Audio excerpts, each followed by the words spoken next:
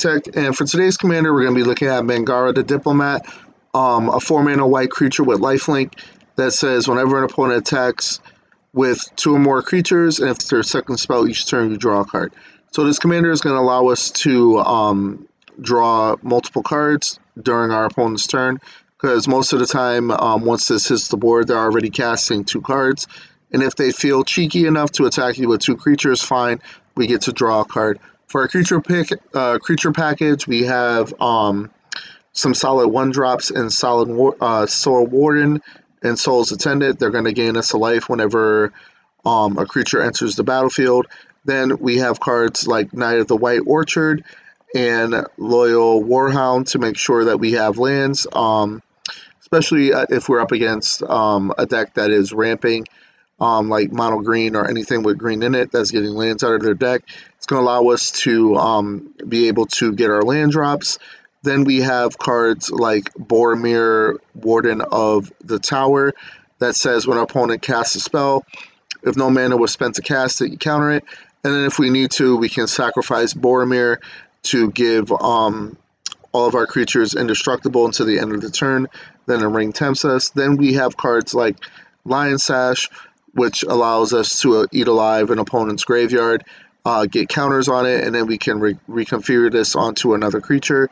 Then we have tax cards in Thalia that make non-creature spells cost 1 more to cast.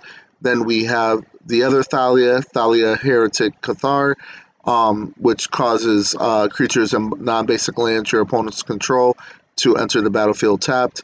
And then we have cards like Guardian of Faith, which we can flash in to phase out any of the number of target creatures we control. And then our primary win con is Moonshaker Cavalry. So it's basically Craterhoof, but in white. When it ETBs, creatures control gain flying and get XX until the end of the turn, where X is the number of creatures you control. Then for sorceries, we play several board wipes. Then we play a few cards that allow us to draw cards. And everyone is always complaining about white not having card draw, which is problematic, but this is what we have, and this is what we got to work with. So we have Cut a Deal to draw 3 cards, and then Secret Rendezvous to have you and target opponent each draw 3 cards.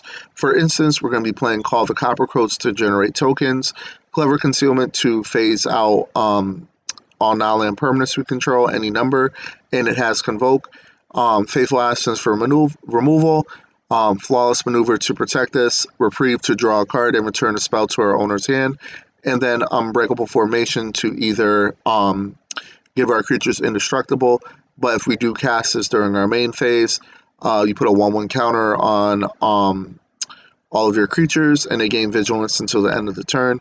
For artifacts, we're going to be playing Caged Sun to double up on our white mana, Extraplanar Lens to do the same, Gauntlet of Power to do the same, and then we play Nyx Lotus to add Devotion to white to our mana pool, and then we play cards like Sword of the Animus to thin our deck for our lands. Then for enchantments, we're going to be playing cards like Blind Obedience, which causes artifacts and creatures your opponent's control to come into play tapped. Then we have Ghostly Prison to tax our opponents and force them to pay 2 mana for each creature attacking you.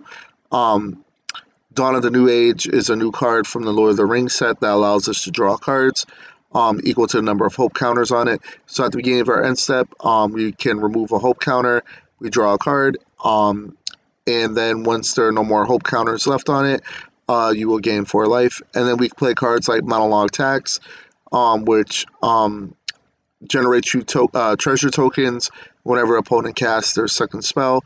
And then Search the Premises that says whenever a creature attacks you or planeswalker control, you get to investigate. So you make a token, you pay 2 mana, you sacrifice the investigate token, and then you draw a card. And then for lands, utility lands, we have Castle Ardenvale to generate tokens, Cave of the Frost Dragon to make a land into a 3/4 dragon with flying, Manasters to draw us cards, and then Windbrisk Heights to hide away 4, and then we can play the exile card without paying this mana cost if we attack with 3 or more creatures. So that is the deck. This is more on the expensive side of most decks I build at $300, but it is what it is, and that's the deck. I hope you enjoyed the video. At the bottom of my description in the YouTube video, I am going to share links with you to several streamers and content creators that I like. We have MTG Malone, we have Dr. Ruckus, we have Shademore, and we also have what's his name? We also have Swayze. So check out their videos. Their links will be in the description, and have a good day.